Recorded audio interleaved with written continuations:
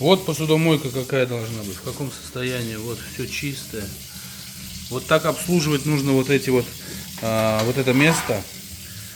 Можно сказать, фильтр его, да? Вот место, фильтр посудомоечной машины. Вот это место. Здесь полностью фильтруется все.